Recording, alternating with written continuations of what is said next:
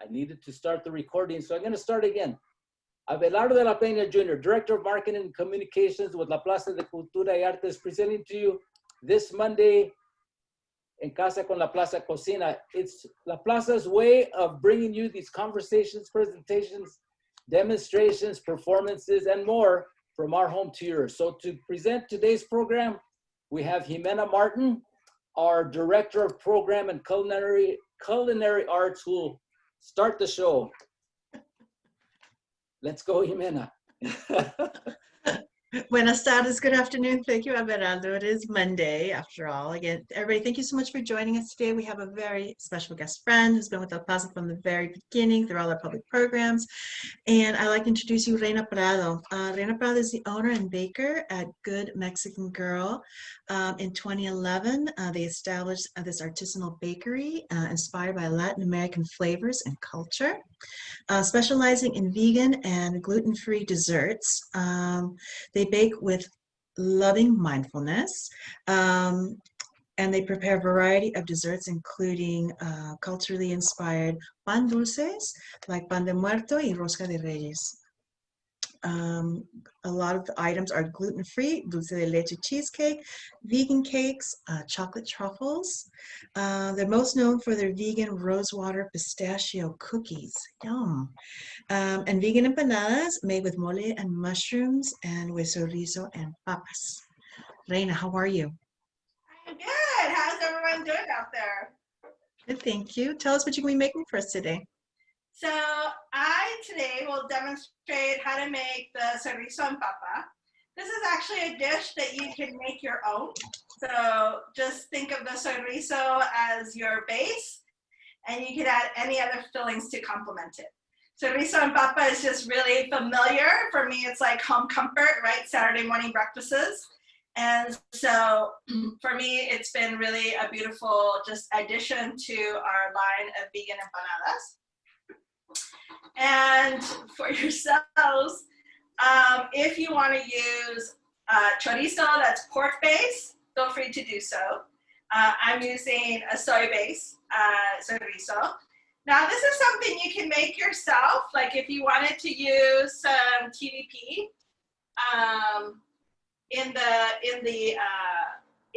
make it with your own salsa, with your own guajillo chile, you can do that as well.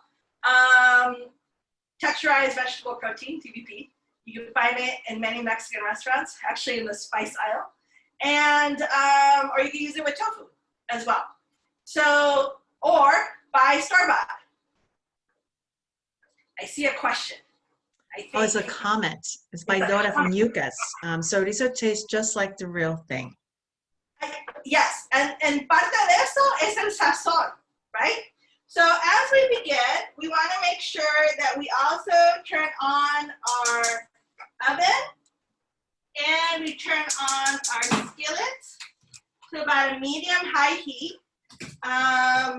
You want to turn on your oven as you start because you always have to think about where you're ending, right? So if we need to preheat the oven, start it now as you're doing your cook and your prep. So then it'll be ready when you put the empanadas in the oven. So we are going to show you the boiling, right? So you would turn on your water to boil the potato. This is what it would look like. And actually, I'm going to put it on this other camera so you can see it here. And so you want to have it finely diced, right? And I'm going to show you how to cut the potato. I know that seems like something so simple, but it's good to have even pieces because this is how it's going to cook evenly, right? It's all about trying to keep things as direct as possible. And I was just realizing that maybe the camera is not catching me. Oh, it's catching you here. It's catching me there, okay. Papa no quiere. Yes, we can see you. Papa no quiere. Okay, so what I did is I just cut it in half, and then you want to cut in half again. So you're trying to get some thick slices. You know, kind of like your big steak-sized potato, French fries. That's another way to think about this. So relatively, they're about the same thickness. Reina? Yes. What kind of potatoes are you using today?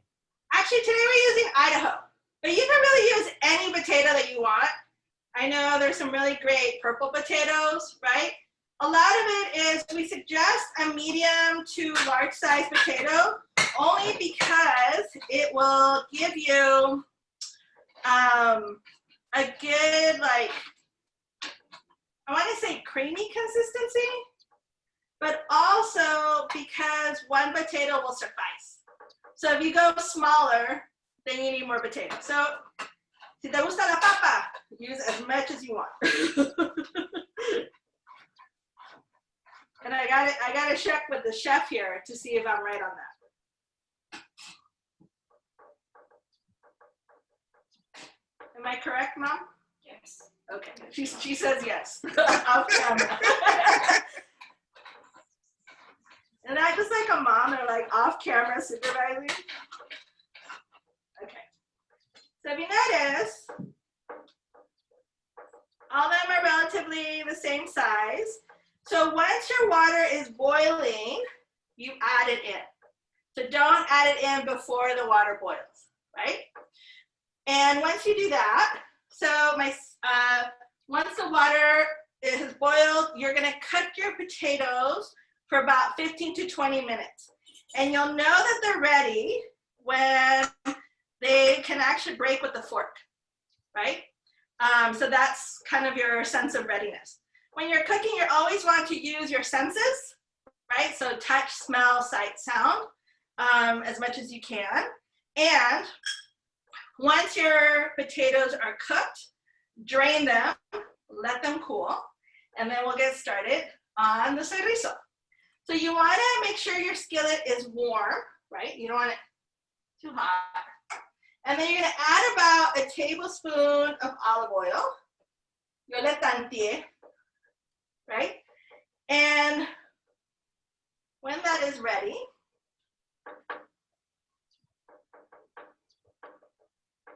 then you're going to add your soyrizo. So just be careful when you're cooking and you're using oil, right? You want to go away from you so it doesn't splatter back, right? Reina, we have some folks watching all the way from Fullerton, Orange County, Long Beach, and La Palma. Notice I got too hot. I just took it off the flame a little bit.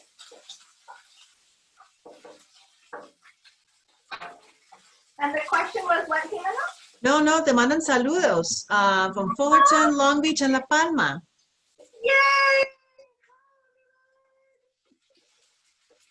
So if you notice, it's already starting to brown. And it's happy and it's popping. So if you go, I don't know if you can go gallery view, if you're seeing this. You're not, oh, sorry, my camera went off. I'm just taking it off the heat a little bit because it's too hot. There we go.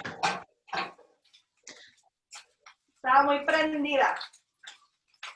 So notice I actually made Go for it, yeah. You actually made? No, I actually made soyrizo the last, like 2 weeks ago, and it's so easy to make, and you'll know exactly what's in it. Extra dry tofu, cut up into pieces, squeeze all the water out. And like you said, Reina, it's all about the seasoning, sazon. So I got like ground guajillos, garlic, oregano, pepper, another chile, and then I put it all together and made a really nice crumble. So you can add it onto like your empanadas with your eggs, with tacos. And it was just so easy. And it lasts about 5 days in your refrigerator. And it's such a nice way to know exactly what you're eating. Exactly, exactly. So either way, tofu or TDP. And when you do that, you actually are able to also control the seasoning, right? Because a lot of people tend to put a lot of salt and stuff. So it's good to have that. But then this becomes your own flavoring. So once the soyrizo has cooked, did you go again? Can you show us, Reina, what it looks like so The people camera can went take a peek? off. The camera went off. Yeah, so if you can just grab your pan over Yeah. and hold show on. it to us. Let me, turn this in a little bit. Okay, there we go. So if you notice, the papas are starting to incorporate and have the coloring of the Soyrizo, right? And when you do that, you're also, this is how you're mixing in the sazon, right? You don't want it to overcook, so to speak. You don't want to burn your Soyrizo. Mine is a little hot, so it already got a little bit too brown, but it's still flavorful, and it's still flavorful. And so a lot of this is just transferring your energy, right? So as you're cooking, as you're sazonando, as you're sauteing, you are sharing the love in your food. I always say that a good Mexican girl shows her love by making things from scratch. You could fake it. You could cut corners. They won't know. And so you're cooking a total time for about, I want to say, 10 minutes total. Nomás para que todo se cocine bien, right? Because you've already cooked your potatoes, remember. Essentially, you're heating it up with the Soyrizo para que agarre el sazón, so it gets the flavoring of the Soyrizo. And then, when you're ready, do we have the... when you're ready, then you allow it to cool, so set it in a pan aside and allow it to cool a little bit. Are there any questions so far? We have some folks watching from Brea, Orange County as well. Awesome. Yay. Turn this off. Let you cool. All right. So, a mí se me quemó un poquito. I'll tell you that much. A mí se me quemó un poquito. So, we're just going to let that cool for a little bit. Now,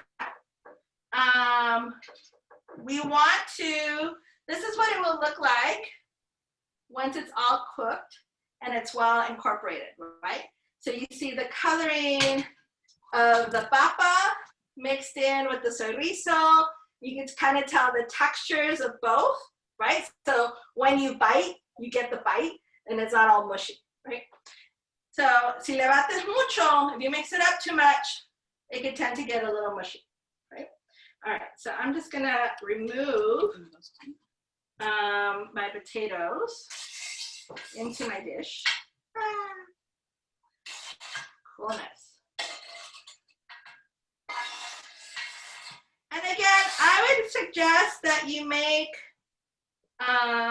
the fillings your own. So if you want to add, you know, some garlic, if you want to add some onions, right? Whatever you want to add to your mix of Soyrizo, go ahead and do so.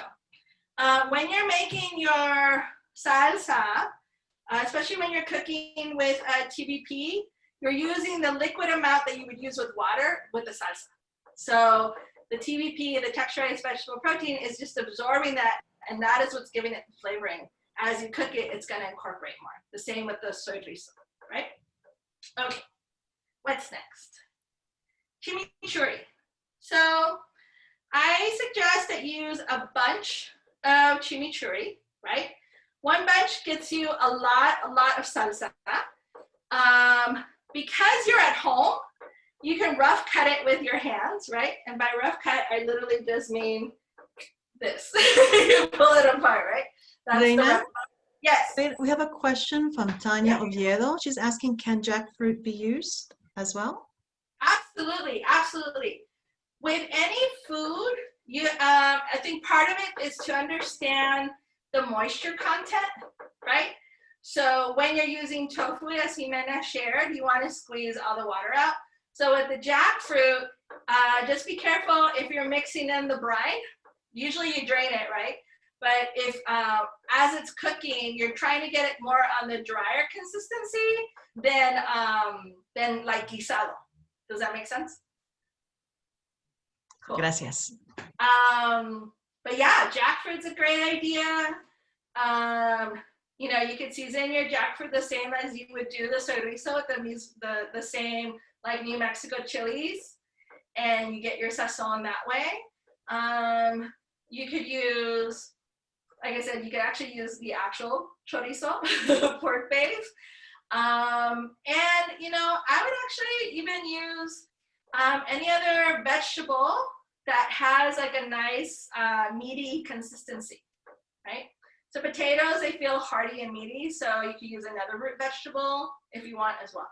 Yeah. Mushrooms too are a good idea as well, like your mushroom and moles, right? Yeah, mushroom mole, absolutely. We love that. That one's my favorite, actually. So when you're doing your chimichurri, you're actually wanting to use a blender. Unless you have a very fancy kitchen, then you can use you know, those industrial mixers. You took the sign down. Huh? You can move the sign. Oh, I could.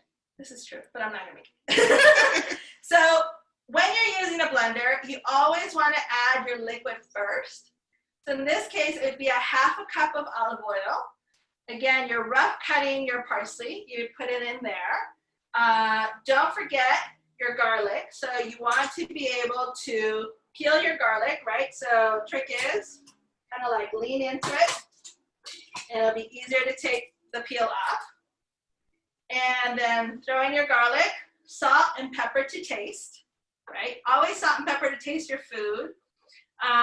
You notice I didn't do that with my Soyrizo papa, but you could just salt and pepper to taste. And then when you do that, you know what your flavor, what your palate prefers, right? You want to make your chimichurri a little spicy, throw in some red chili flakes. You can totally do that. And then once everything is made and cooled down, we can start the assembly of the empanadas. So I'm going to do it on this one. Should we move? No. Okay. Reina, if we don't have parsley, could we use cilantro as well? Yeah. You could, but that would give you a very different taste. Okay. Right? I mean, that's the thing. When you start switching out foods, you get a different flavor profile. Is this better? Oh, we're fine. Oh, over here. Okay. Sorry. I'm talking to my directors here. So, the empanada is about the size of your hand, right? And when we're doing the empanada, we're trying to fill it on the half end and leave about, you know, the first indentation of your finger width around it. Reason being is because you don't want to overstuff it. I think we always want to overstuff it, but what happens when it bakes, it actually pops open.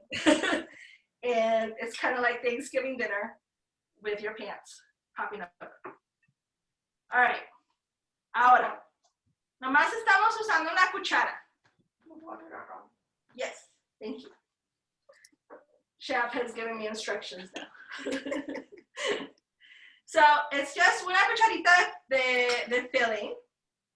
You want to have a little bit of water with you because you're going to dip your finger and put it around the edge. This is going to help create that seal for you, right? Darle la vueltecita. Todo es un taco, right? You fold over. It's crimping, right? Just like you do pie crust, you're just folding over. That's one method. I'll show you another one in just a bit. Reina, I'm really curious about your masa because I cheat and I buy the empanada discs. Yes. I saw the recipe you sent in as actually from scratch. Yes. Can you talk a little bit about you're walking through that process of consistency? Can I make those the day before for the next day to roll out? What is your secret? Any dough, you gotta let it cool. That's the thing. You can't use it right away. You got to give it time to cool and rest. Like pie crust, is no different, right? So you do have to give it time to rest. I think part of it is also just the recipe we gave you are suggested portions because you have to figure out, you know, the consistency of your fat, in this case, whether it's vegetable shortening, or if you're actually going to use butter or manteca, right? So you really want to make sure that you let your dough rest. Yeah, absolutely. But you could also, you know, cheat. You could, I mean, there's so many, what's so great is that because empanadas are Latino, there's so many food purveyors who already make your empanadas and you can find them at the store. So the other way to do it is, you notice I wet the edges still, and then I just pinch the edges, and then to add that extra seal, use a fork, right? I have a question for you, Reina. I'm Yeah. sorry to interrupt you. It's from Allison Sotomayor. She's asking for recommendations. Besides the chorizo, any other ingredients she should use? Would leeks work? Spinach? Yeah, absolutely. But again, when you're changing out your ingredients, you have to be aware of the moisture consistency, right? So spinach tends to be very wet. So when you cook it, again, you gotta like take that moisture out. So it's a little tricky one, but you could definitely use spinach. You could add vegan cheese, right? There's vegan cream cheese. You could do that. But the thing is, this is like our, what would we call it? Like, this is our Latin American dumpling, right? So any filling could go into it. The thing for this is because the filling is slightly dry with Soyrizo and papa, you are adding another level of flavor when you have the chimichurri. So it's going to add that unctuous. I have a question. Tanya Oviedo is asking where to obtain the recipe. No worries. Those who signed up on for the Zoom link, we'll be sending out the recipe out. So no worries. They'll be coming out to you very soon. Yeah. And then I'll also share it on my Facebook page, Good Mexican Girl, and on my Instagram, Good Mexican Girl as well. Yeah. Right. So little crimping. So whatever your style is. But I don't know if you guys watched Street Food Latin American Edition. And there was an empanadero from Argentina. And he was really cool. He was like, he slings empanadas all day, every day. And he was like just super easy.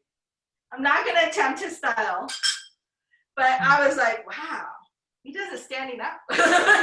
Like he has no plato. He's like freestyling it out in the air. I was very impressed. I was very impressed. How much filling are you using? I'm using just a tablespoon of filling, actually. I know the tendency is to do more because you're like, wow, there's so much like dough left on the edge. But these expand, right? Just like any baked good, things expand in the oven. So you want to give it room to grow. All right. How are we doing? How are we doing on time? I think we're good. We're good. We got another about 20 minutes or so.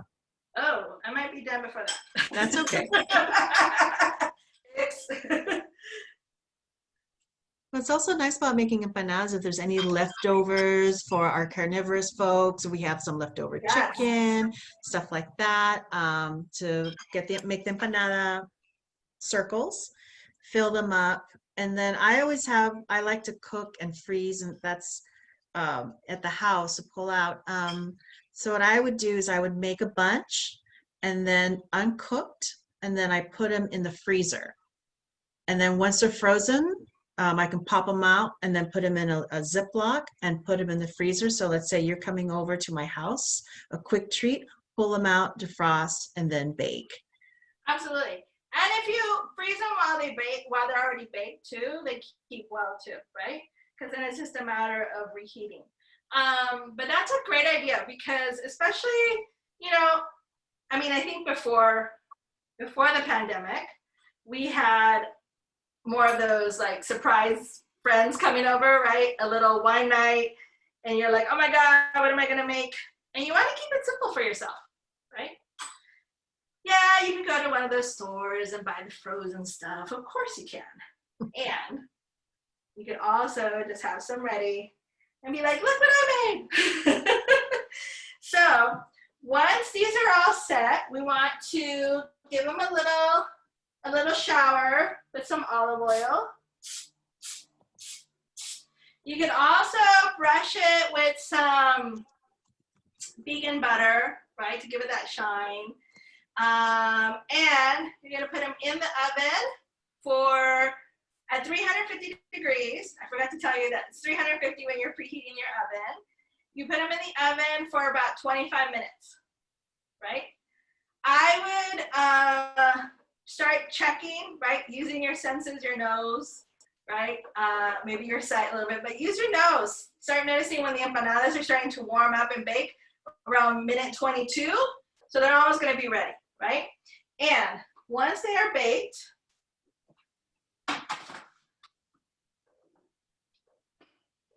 you let them cool from the oven. And this is the chimichurri, right? So it's nice. This camera's here. It's nice and green. Yummy. Right? You see the olive oil, you'll see the parsley. And you can add it on top, right?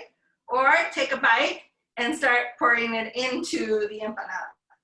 So yeah, that is our take on this for today's En La Casa. Sorry, I went super fast. There weren't that many questions. I was waiting for more questions. Oh, it's okay. It's okay. No, it's good. It's good. What's nice also now with Dia de los Muertos coming up, there's a lot of calabaza. We can make calabaza empanadas. Absolutely, absolutely. This is your shell. You can fill it with anything that you want. Just be aware the consistency of your filling. If it's too much on the damp end, let it like drip, soak a little bit through a cheesecloth, right? You put a cheesecloth in a strainer, let your ingredients soak, and that's actually really good with the spinach one too, for that question that was asked. You don't want the filling to be too wet inside because just like a pie, you don't like soggy bottoms, right? So you don't want to have that going on with your empanada mix as well. Well, Reina, I know you, besides Good Mexican Girl, I know you do your Healing Queen. Tell us about that as well. Yeah, lovely. I have another brand called Healing Queen. It's a wellness practice. I'm a cranial sacral polarity practitioner. So I hago sobadas, and I also do energy work and incorporate a lot of sound tools like crystal bowls and tuning forks. And something that I've been offering every month are vibrational healings for our ancestors. So this is a way to do ancestral healing. And I'll be having that on November 1st at 6 p.m. Pacific. And you can register through the link at my other Instagram, Healing Queen. There's an underscore at the end. And starting today, we have available to order your pan de muerto through Good Mexican Girl. And the link is on my Facebook page, as well as my Instagram. The link is available to order. And we always have vegan empanadas for delivery on Fridays. We do include free delivery to select zip codes, and the order form has those zip codes outlined. So if you qualify for free delivery, place your order. Minimum order of $25, actually. We have one question that just slipped in, Reina. I'm so sorry, from Lorena Garcia. She's asking, do you use red wine vinegar, excuse me, in your chimichurri mix? Oh, we do not. Just olive oil, parsley, garlic, and salt. Yeah, it's 4 simple ingredients. I've not tried it with red wine vinegar, but I could ask our chef off screen if that is a doable thing. Can we use red wine vinegar? Yes. So red wine vinegar. Not on this recipe. Not for this recipe. The chef says no. Pero si tú quieres, tú dale. It's been such a pleasure to see you, Reina, again. I can't wait till we're all back in Plaza selling your beautiful empanadas and for sharing these great recipes with us. It's so good to see your energy coming through. And thank you for joining us today. So, Absolutely. Absolutely. so last call out for your Instagram, Facebook, so we can find your empanadas, your healing opportunities. Yeah, so goodmexicangirl.com is where you can find me. And to place your orders, go through the link that I have provided to you on my Facebook page, also Good Mexican Girl, and Instagram, Good Mexican Girl. And I'll add it to, there's two Instagram profiles that have Good Mexican Girl. So one's the shop and one's the actual food one. And with that, again, free delivery to your home on Fridays with an order, a minimum order of $25. And also that includes free shipping with a minimum order of $25. So we usually do deliveries on Fridays, place orders by Thursday afternoon. And our other empanadas are mushroom and mole, a corn with red bell pepper and sweet potato, Soyrizo and papa, and we're going to be adding a few dessert ones very soon. So keep an eye out. Muchísimas gracias, Reina. Thank you so much. I pass it on to mi compañero, Averaldo. Okay. And I also want to thank my family, my mom, my partner, Thought Creations, and my friend, Pat Payne, for helping me out today. It really literally took a village to get this set up for you all. So, you know, there's a lot going on behind the scenes, and I couldn't have done this alone. So I also much appreciation to you, Jimena and Abelardo, for inviting us to be with you all today and in La Casa. Well, thank you so much, Reina. This was really fun. I know even before we started with the recording and the broadcasting, there's a lot of love and energy there in your kitchen and everybody that's surrounding you, and it comes through in your beautiful empanadas that you shared with us today. Excuse us, we had the little technical difficulties. As you see, I have my iPhone here because it wasn't connecting to Facebook, and I know we did get some viewers on Facebook, and thank you all who shared in the viewing with us today, asking questions, letting us know where you came from. If you came in late, you will find the recording on our YouTube page in a couple hours at La Plaza LA. It's also on our Facebook page at La Plaza LA and on our website, lapca.org. Along with all our other En Casa con La Plaza Cocina cooking and baking demonstrations that we've done over the past 23 weeks. So you'll find a lot of excellent and incredibly talented chefs bringing their talents from our home to yours. Coming up this week on En Casa con La Plaza, tomorrow we have our monthly session with the Mexican American Cultural Educational Foundation, one of our good partners, who will be doing Mexican American history makers with our great friend, Dan Guerrero. You know Dan Guerrero, he's with us every other week on Fridays with Happy Hour with Dan. Now for a change, he's gonna be interviewed by Dr. Jose Luis Ruiz, giving us, I'm sure, a lot of his background and what made him to where he's at now. 80 years old, young, 80 years young, and with a lot of energy as an entertainer, performer, producer, director, multi-hyphenate. Along as you are, Reina. On Wednesday, we have Choosing Chicano Studies with members of the Cerritos College faculty and leadership discussing their Chicano Studies Associate of Arts degree and why students should consider studying Chicano Studies. Then finally on Friday, a real special program with Pop-Up Magazine, an online it's a website that features short documentaries, and we'll be talking about tales of fearless creativity, showing The Serenade featuring La Marisol and Los Jornaleros del Norte, Varsity Oro with Mariachi Oro of Edinburgh, and a couple other documentaries. So that's Friday at 7 o'clock. And then finally, next Monday, En Casa con la Plaza Cocina, the return of Maite Gomez Rejon with a special Dia de los Muertos program, where we'll be sipping on mezcal while learning about the history of mole and its ingredients as we prepare enmoladas, sponsored by Northgate Gonzalez Market. That's it for today. That's our commercials. La Plaza, En Casa con la Plaza. Thank you again, Reina. Thank you very much, Jimena. One last word from either one, please. Yeah, I just really thank you all. And again, don't forget to support your small businesses. As Jimena said, we haven't been able to be with La Plaza, but that's how we got to meet many of you, is by doing pop-ups. And so many of us still have our doors open for takeout, for delivery, for shipping. So, please keep us in mind for your pan de muerto or your empanada antojos or even those vegan cookies. So thank you so much again. Many blessings to all of you and happy eating. Thank you so much. All right. We'll see you everybody soon. Buenas tardes.